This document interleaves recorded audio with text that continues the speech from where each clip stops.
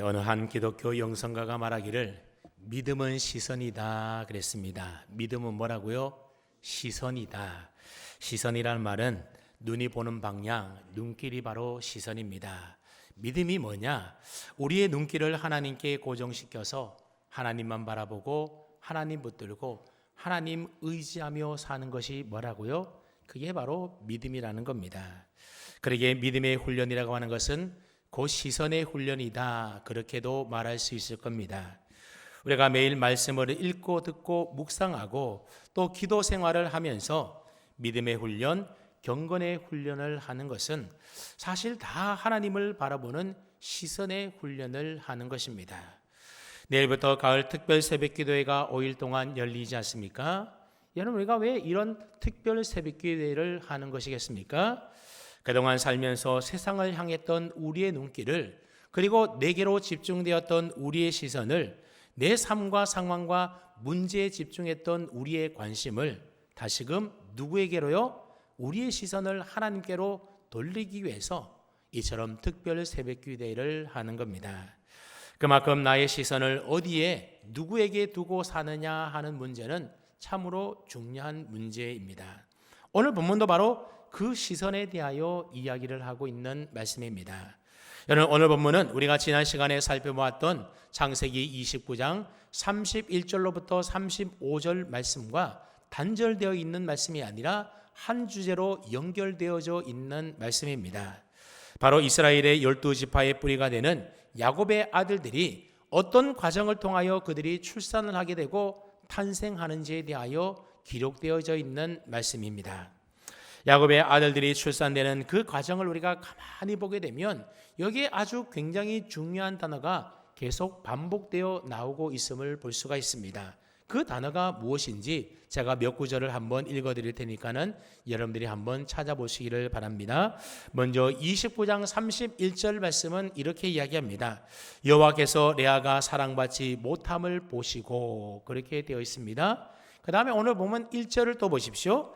라헬이 자기가 야곱에게서 아들을 낳지 못함을 보고 그랬습니다. 그리고 오늘 본문 9절을 보면 레아가 자기의 출산이 멈춤을 보고 그랬습니다. 여러분, 어떤 단어가 마지막에 반복되고 있습니까? 보다라는 단어가 계속 반복되고 있습니다. 하나님이 보시고, 그 다음에 또 라헬이 보고, 또 레아가 보았다. 이 보다라고 하는 단어가 계속 반복되고 있는데, 우리말 성경에는 이 보다라고 하는 말이 문장 맨 끝에 위치해 있기 때문에 별로 중요해 보이지가 않는다라고 하는 겁니다. 하지만 히브리 원문 성경에 보게 되면 이 보다라는 뜻의 단어인 나라고 하는 단어가 문장 맨 앞에 첫 서두에 있다는 것을 볼 수가 있습니다. 그래서 창세기 29장 31절 말씀에도 보면 보았다 여호와께서, 이렇게 문장이 시작을 한다는 겁니다. 또 오늘 본문 1절 말씀도 보았다 라헬이, 이 보다라는 말로 시작을 하고 있고, 9절 말씀도 보았다 레아가, 이렇게 문장 맨 앞에 어떤 단어가 나온다고요? 보다라고 하는 라라고 하는 단어가 맨 앞에 나와 있습니다. 주어만 달리해서 이 보다라는 단어를 문장 맨 앞에 위치시키므로 지금 누가 무엇을 보고 있는지, 무엇을 바라보고 주목하고 있는지에 대하여 이 보다라는 말을 앞에 두므로 강조하고 있는 겁니다. 왜 그렇겠습니까? 누가 보느냐, 무엇을 보느냐, 이 시선의 문제가 그만큼 중요하기 때문에 그렇습니다. 그래서 오늘 본문은 우리의 시선이 무엇을 바라보고 또 어디에 집중되어 있는지에 따라서 어떤 일이 일어나는지에 대하여 우리에게 잘 보여주고 있는 말씀입니다.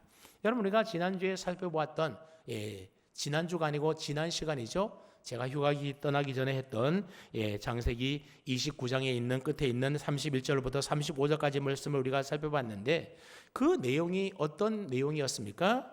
그때 하나님이 남편의 사랑을 받지 못하는 레아를 보시게 되는데, 레아를 보았을 때 레아에게 어떤 일이 일어났습니까? 레아가 계속 아들을 낳게 됩니다. 자, 그렇다면 하나님께서 레아에게 아들을 주신 이유가 무엇이었습니까? 남편에게 사랑받지 못하는 레아를 불쌍히 여기셔서 그녀를 위로해 주기 위해서 하나님이 아들을 주셨던 것일까요? 그렇지가 않다는 겁니다.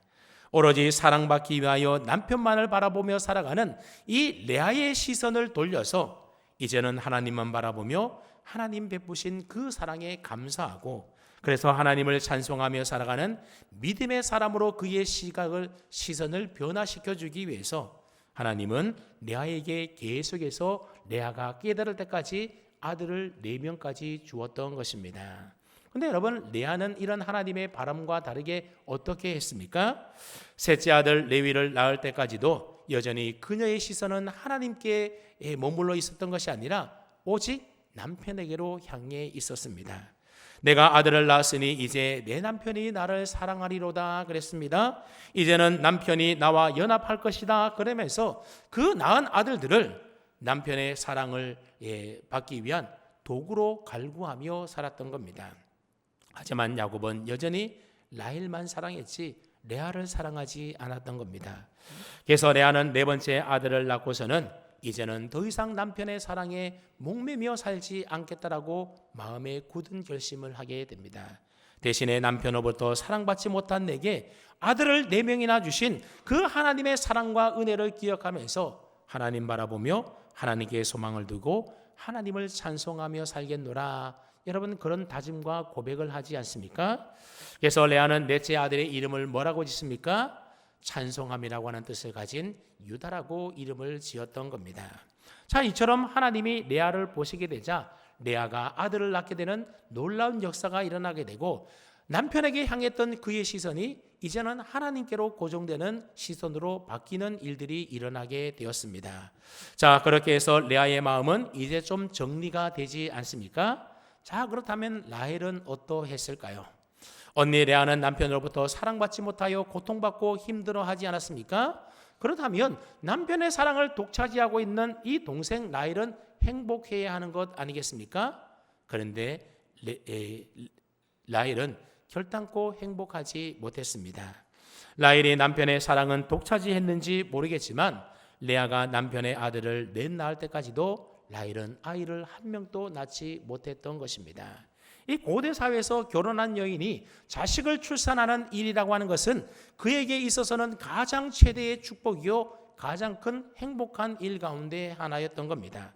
반대로 여인이 아이를 낳지 못한다라고 하는 것은 자신뿐만 아니라 가문의 수치로 여겨졌고 심지어는 하나님의 저주로까지 여겨지기도 했었다는 겁니다. 그러니 이런 이유 때문에 남편의 사랑을 독차지했지만 라헬은 결단코 행복하지가 않았던 겁니다.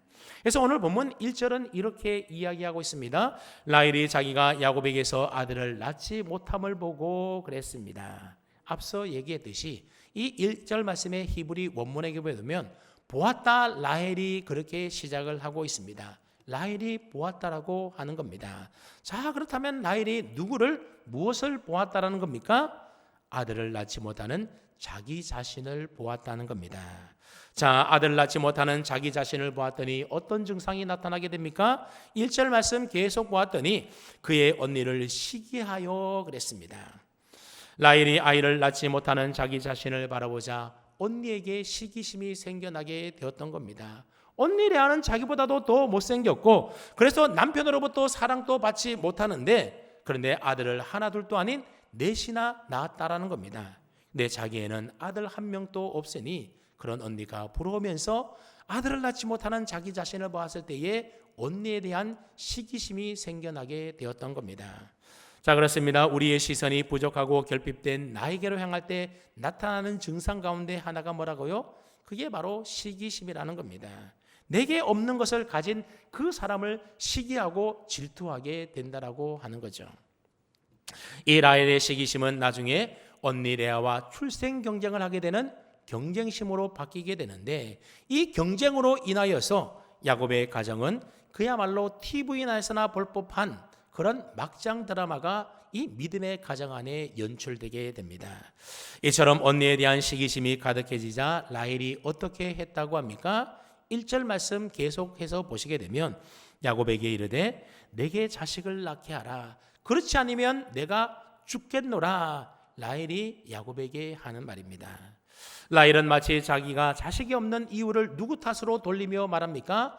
모든 것이 다 남편 탓으로 돌리고 있습니다. 만약에 남편 야곱의 탓이라고 한다면 여러분 그러면 레아도 아이를 낳지 못해야 하는 것 아닙니까?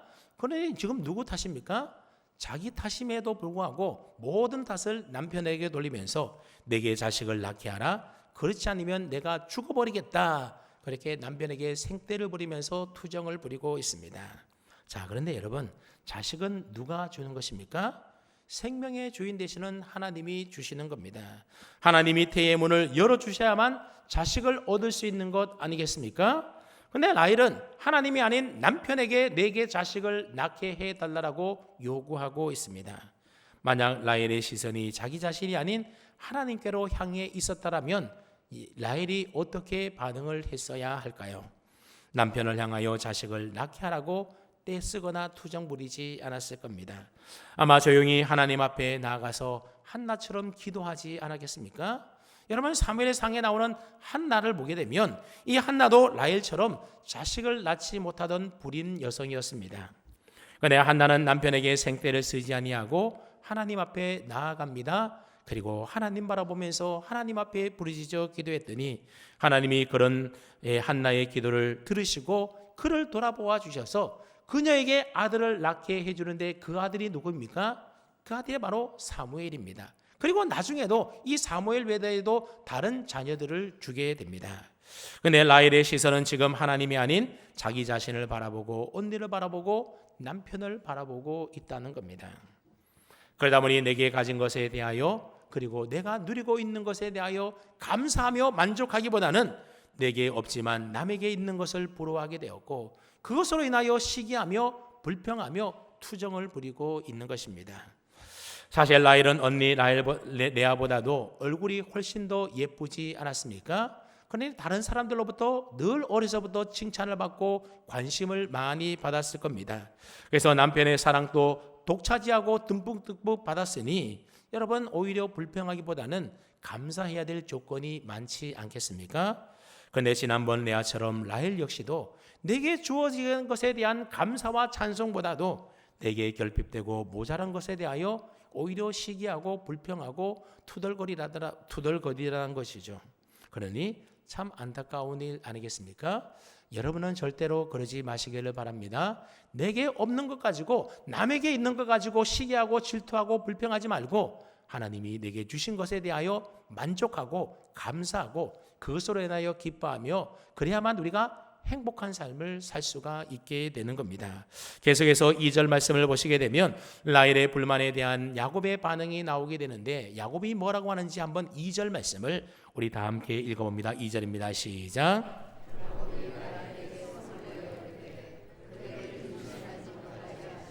하나님이시니 내가 하나님을 대신하겠느냐. 여러분, 라헬이 불평하며 투덜거리게 되자 야곱이 라헬에게 어떻게 했다고 합니까?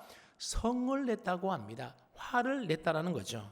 근데 원문에 보면 화를 내며 성을 낸 정도가 아니라 극렬하게 분노했다, 그렇게 표현이 되어져 있습니다. 여러분, 라헬을 향한 야곱의 사랑이 얼마나 대단한 사랑이었습니까?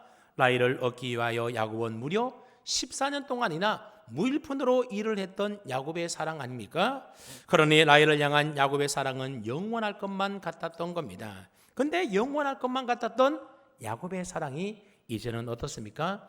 서서히 흔들리고 금이 가고 있습니다.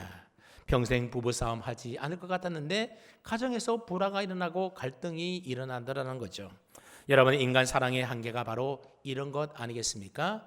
신혼초에는 그냥 부부가 깨가 쏟아지게 서로 없으면 안 될 것처럼 그렇게 행복하게 살다가도 세월이 지나가고 나이가 들어가면 어떻습니까? 서로에 대하여 자기 주장만 하다 보면 결국 부부 사이에 갈등이 생기고 그 갈등에 골이 깊어지고 그래서 가정 불화가 생기는 것 아니겠습니까? 바로 인간 사랑의 한계가 이렇다라고 하는 겁니다. 이제 야곱은 하나님이 임신하지 못하게 하셨는데 내가 무슨 재주로 아들을 낳게 해줄 수 있겠냐라면서 이 라헬에게 불같이 화를 내고 있는 겁니다. 저는 이런 야곱의 모습을 보면서 이 야곱이 참 남자답구나 그런 생각을 했습니다. 오해하지 마시고 들어주시기 바랍니다. 왜 남자다우냐? 여러분, 보통 여자들이 남편에게 투정을 부리고 불평하는 것은 뭐 때문에 그런 것이겠습니까? 남편에게 자기 마음 좀 알아달라고, 좀 공감 좀 해달라고, 위로해달라고, 좀 더 많은 관심과 사랑을 달라고 여러분 불평하며 투정 부리는 것 아니겠습니까? 근데 대부분의 남자들이 어떻게 반응하는지 아십니까? 아내의 그 아픔과 힘든 것을 공감해주고 위로해주기보다는 오히려 벌컥 화를 내는 경우들이 많다라고 하는 겁니다. 그러니 여러분, 야곱이 이럴 경우에 어떻게 말을 해야 했겠습니까? 여보, 당신이 아이를 낳지 못해서 이렇게 힘들어하는 줄 내가 정말 미처 몰랐네. 이제 여보 걱정하지 말고 우리 함께 하나님께 기도합시다. 여러분, 이렇게 말해야 정상 아니겠습니까? 여러분, 야곱의 아버지였던 이삭을 한번 가만히 보십시오. 창세기 25장 1절 21절 말씀해 보았더니 임신하지 못하는 아내 리브가를 위하여 이삭이 어떻게 했는지가 나오는데 이렇게 말하고 있습니다.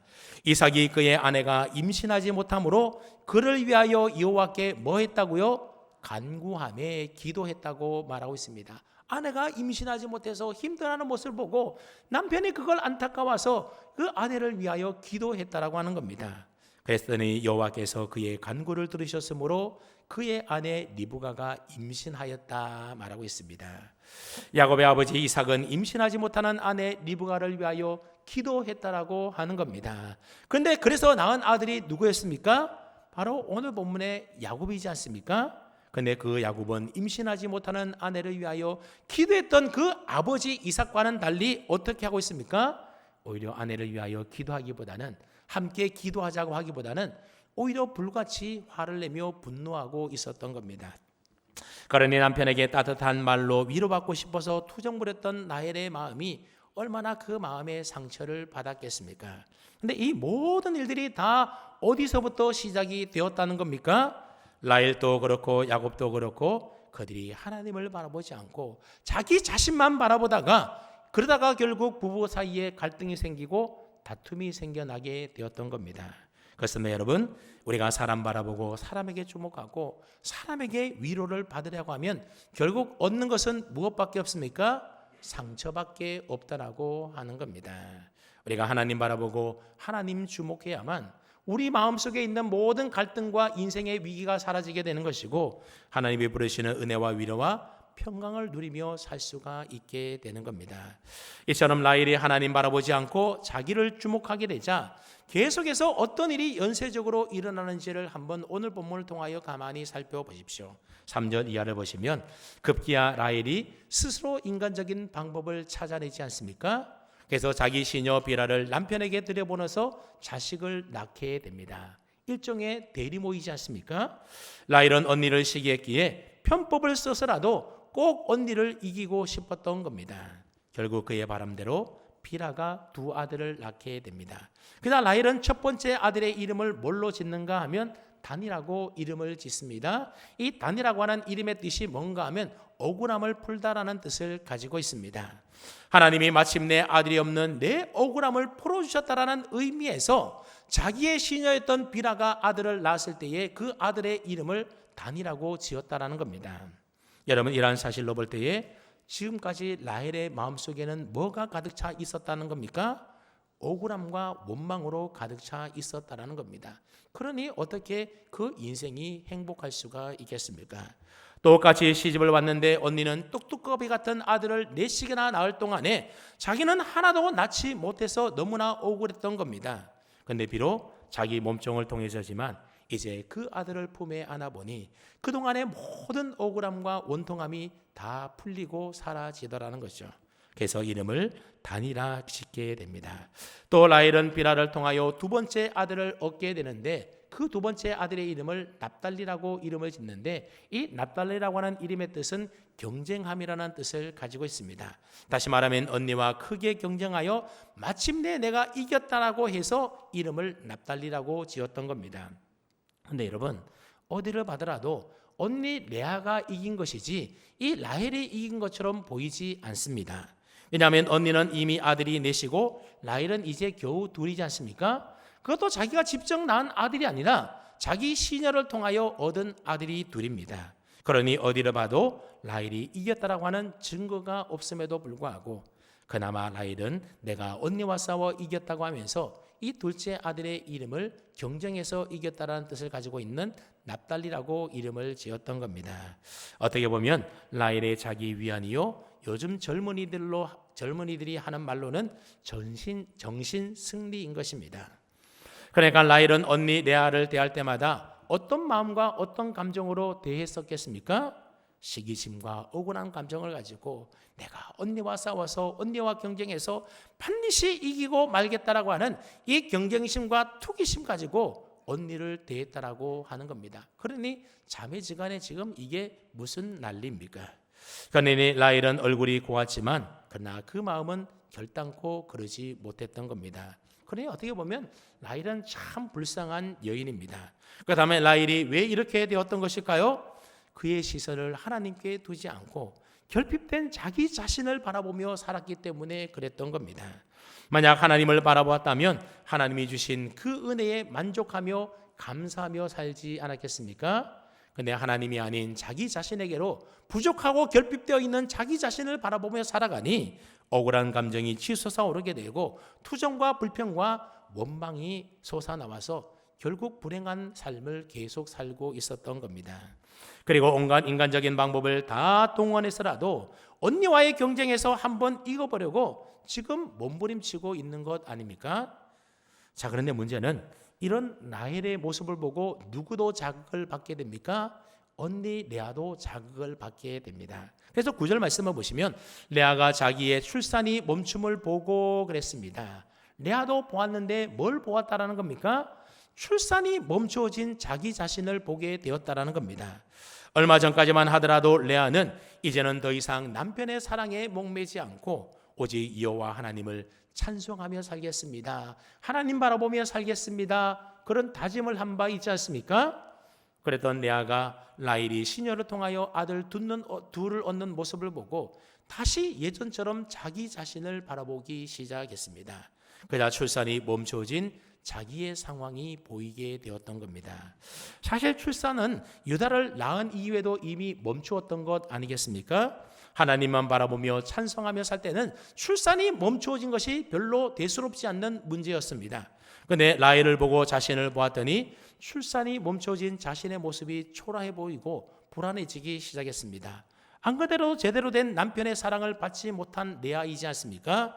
그냥 이대로 있다가는 그나마 받던 사랑도 이제 라헬에게 다 빼앗겨버릴까 봐 레아는 마음이 서서히 불안해지기 시작했습니다. 그래서 레아도 이 출산 경쟁에 지지 않기 위하여 라헬이 했던 방법을 그대로 따라하게 됩니다. 아, 이런 방법도 있네 그러면서 너만 요정이 있냐? 나도 있다 그러면서 자기 시녀 실바를 야곱에게 들여보내게 됩니다. 여러분, 경쟁자가 잘못된 방법을 쓴다고 해서 우리 믿음의 성도들은 똑같이 잘못된 방법을 사용해서는 결코 안 되는 겁니다. 여러분들이 살아갈 때에 인생 살아가다 보면 여러분을 경쟁하는 사람들이 많이 있지 않습니까? 그 사람들이 세상의 온갖 나쁜 방법들, 부정적인 방법들, 잘못된 인간적인 방법을 쓴다고 그래 그러면 나도 한번 해보자 하면서 그들과 똑같은 방법, 잘못된 방법, 부정적인 방법을 써서는 안 된다라고 하는 겁니다. 미국 오바마 대통령의 부인인 미셸 오바마가 했던 유명한 말이 있는데 상대방이 저급하게 나가도 우리는 고상하게 나가야 된다 그랬습니다. 상대방이 네거티브 전략 선거 방법을 쓴다고 해서 똑같이 그렇게 해서는 안 된다라는 거죠. 좀 더 고상한 방법을 우리가 써야 하는 겁니다. 근데 여러분, 레아는 어떻게 했다라는 겁니까? 라헬과 똑같이 인간적인 방법을, 부분적인 편법을 똑같이 썼다라고 하는 겁니다.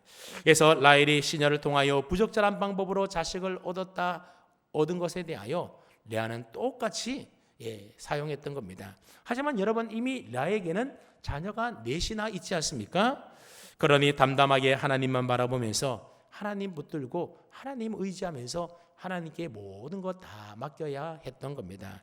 그런데 레아는 조급한 마음에 그만 라헬과의 진흙탕 경쟁에 뛰어들게 되었고 라헬이 했던 똑같은 부적절한 방법을 사용하게 되었던 것입니다. 그래서 자기 여종 실바를 야곱에게 들여보내어서 결국 이 실바를 통하여 아들 둘을 얻게 되는데 그 두 아들이 바로 갓과 아셀입니다. 갓은 복되다라는 뜻이고 아셀은 기쁨이라는 뜻의 이름입니다.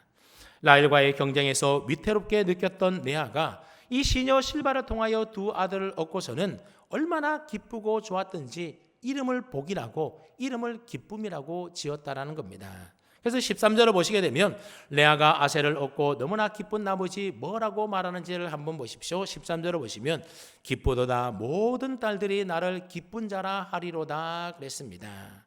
여러분 얼마 전까지만 하더라도 레아는 하나님 한 분만으로 만족하며 기뻐하며 찬송합니다. 그러지 않았습니까? 그렇게 고백했던 레아가 이제는 누구 때문에 기쁘다라고 말하고 있습니까? 시녀가 낳은 그 아들로 인하여 기뻐한다며 나는 기쁜 자라고 그렇게 자랑하고 있다는 겁니다. 여러분 레아가 왜 이렇게 변하게 된 것일까요? 예전에 했던 고백이 다 가짜였기 때문일까요? 그렇지가 않습니다. 부적절한 방법을 써서라도 동생을 이겨보고자 하는 경쟁심이 발동했던 겁니다. 결국 불안한 마음에 경쟁심을 가지고 그렇게 똑같은 방법을 사용했던 겁니다. 그래서 하나님에게로 향했던 자신의 시선을 거두어서 옛날처럼 이제는 사람에게로 그 시선을 돌렸던 겁니다. 여러분 과거에 아무리 믿음이 좋았던 사람이라 하더라도 그 사람이 하나님을 바라보지 아니하고 세상 것 바라보고 세상 사람 바라보면 결국 옛사람으로 돌아가게 되는 것입니다. 그러니 무엇을 보느냐가 얼마나 중요합니까? 여러분 노아 시대 때 하나님의 아들들이 왜 타락하게 되었습니까? 사람들의 딸의 아름다움을 보고 반해서 그 여자들을 자기 아내로 삼았기 때문에 그렇습니다. 봐야 될 것을 보지 않고 보지 않아야 될 것을 봤기 때문에 타락하게 된 겁니다. 아브라함의 조카 롯의 타락은 어디에서부터 시작이 되었습니까? 창세기 13장 10절을 봤더니 이에 롯이 눈을 들어 요단 지역을 바라본 즉 그랬습니다. 보는 것으로부터 시작이 되어더라는 겁니다. 그러면 여러분들의 시선을 세상으로 돌리지 마시기를 바랍니다. 결핍되어 있는 내 삶의 상황이라든지 그래서 시기심과 억울함과 경쟁심으로 가득 차 있는 그런 나 자신에게로 여러분의 시선을 고정시키지 마십시오. 그렇게 해서 나오는 것은 오직 불행밖에 없다라고 하는 겁니다. 오직 하나님 바라보십시오. 그러면 하나님께서 사랑의 눈으로 우리를 살펴주시고 우리에게 필요한 모든 은혜를 베풀어 주시는 겁니다. 그래서 시편 33편 18절은 우리에게 이렇게 말합니다. 여호와는 그를 경외하는 자 곧 그의 인자심을 어떤 자에게 바라보는 자를 살핀다 그랬습니다. 하나님이 우리를 살펴주셔야 역사가 일어나는 것 아니겠습니까? 그런데 라헬도 레아도 그 시선이 하나님이 아닌 지금 엉뚱한 곳에 가 있어서 서로 경쟁만 하고 있는 겁니다. 그러다 보니 믿음의 가문 안에서 지금 막장 드라마가 그야말로 연출되고 있습니다. 계속해서 14절 말씀을 보시면 밀 거둘 때에 레아의 큰아들 루벤이 들에서 합한채라는 것을 얻게 됩니다. 이 합한채라고 하는 것은 일종의 체험제 또는 임신 촉진제로 알려진 식물이 바로 합한채입니다. 그걸 루벤이 엄마인 레아에게 가져다 준 겁니다. 그 소식을 들었던 라헬은 언니와 거래를 하게 되는데 어떤 거래를 하게 됩니까? 레아가 라헬에게 합한채를 주는 대가로 오늘 밤 레아가 야곱과 동침할 수 있도록 거래를 하게 되었던 겁니다. 그래서 레아도 그 거래를 받아들여서 그날 밤 레아는 야곱과 동침을 하게 되었습니다. 그렇다면 여러분 지금 합한채를 가지고 있는 사람은 라헬입니까? 레아입니까? 라헬입니다. 그렇다면 누가 임신을 해야 합니까? 라헬이 해야 합니다.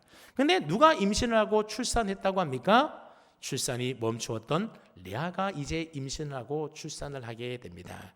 그래서 레아가 또다시 두 아들을 낳게 되는데 이사갈과 스불론을 낳게 됩니다. 이사갈은 값, 보상이라는 그런 뜻의 의미이고 스불론이라는 것은 거하다, 같이 살다라는 의미의 말입니다. 게다가 레아는 딸 디나까지 출산을 하게 됩니다. 그런데 여러분 좀 이상하지 않습니까? 합한채는 분명히 라헬이 가지고 있는데 출산이 멈췄던 레아가 자녀를 지금 줄줄이 낳고 있는 겁니다. 여러분 이게 뭘 뜻하는 것이겠습니까? 합한채의 효력이 있었다 없었다? 없었다는 겁니다. 그걸 먹었다고 자식 출산하는 게 아니다라고 하는 겁니다. 하나님이 주셔야, 하나님이 돌보셔야, 하나님이 태의 문 열어주셔야 출산한다라는 겁니다. 어디 여러분 출산만 그렇겠습니까? 우리 인생의 모든 것들이 다 하나님이 은혜 주시고 하나님이 해결해 주셔야 풀려지게 되는 겁니다. 진학도 그렇고 취업도 그렇고 합격도 승진도 건강도 우리의 삶의 모든 것들이 다 하나님이 은혜 주시고 하나님이 허락해 주셔야만 되는 것이지 내가 스펙을 쌓는다고 내가 더 많은 노력을 기울인다라고 합한 채를 내 손에 쥐었다고 되는 게 아니라고 하는 겁니다. 그래서 시편 127편은 우리에게 이렇게 말하지 않습니까? 여호와께서 집을 세우지 아니하시면 세우는 자의 수고가 헛되며 여호와께서 성을 지키지 아니하시면 파수꾼의 깨어 있음이 헛되다 그랬습니다. 그래서 아침 일찍부터 저녁 늦게까지 수고에 아무리 수고하더라도 그 수고의 떡을 먹음이 헛되도다 그랬습니다. 다시 말하면 하나님이 도와주시고 하나님이 은혜 주셔야 되는 것이지 사람의 노력과 사람의 방법으로 되는 게 결단코 아니라는 겁니다. 그래서 우리의 시선을 누구에게로 고정시켜야 된다고요? 은혜 베풀어 주시는 하나님께 그래서 고정시켜야 하는 겁니다. 자, 그렇다면 하나님은 왜 레아에게 다시 출산을 하게 해 주셨던 것일까요? 여러분, 레아도 라헬처럼 부적절한 방법을 사용하지 않았습니까? 그뿐만 아니라 20절 중반절 말씀을 보시게 되면 레아가 수분을 낳은 이후에 뭐라고 고백하는지를 한번 보십시오. 이렇게 고백을 합니다. 내가 남편에게 6 아들을 낳았으니 이제는 그가 나와 함께 살리라 그랬습니다. 이전에 레위를 낳은 이후에 이제부터 남편이 나와 함께 연합하리라 그 말과 비슷한 말이지 않습니까? 이런 레아의 모습은 예전에 루벤과 시몬과 레위를 낳았을 때처럼 남편의 사랑만을 갈구하는 이전의 모습과 똑같다라고 하는 겁니다.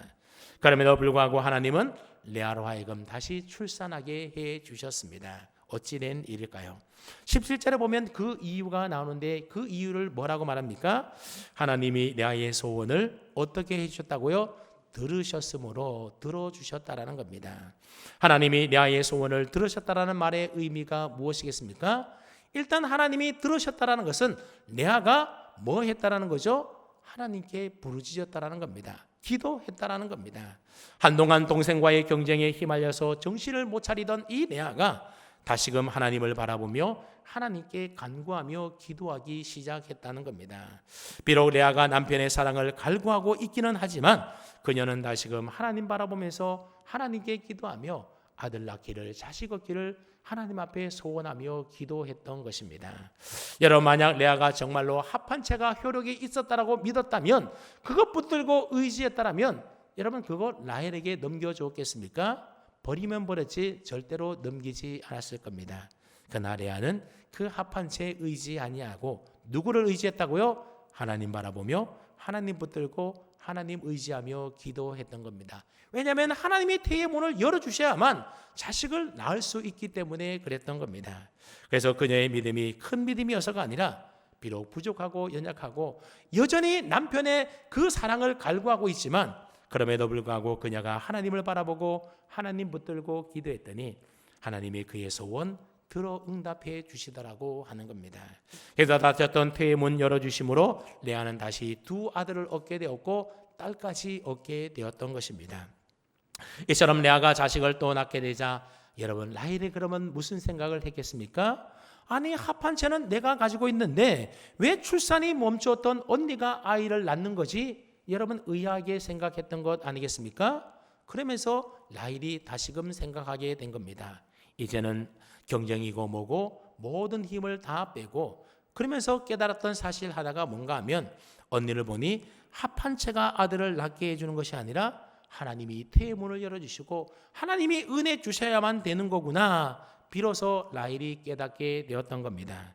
그래서 라헬도 이제 하나님 바라보며 하나님께 소원을 아뢰며 하나님께 부르짖기 시작했는데 그러자 어떤 일이 일어나는지를 보십시오. 22절 말씀을 함께 읽어봅니다. 22절입니다. 시작.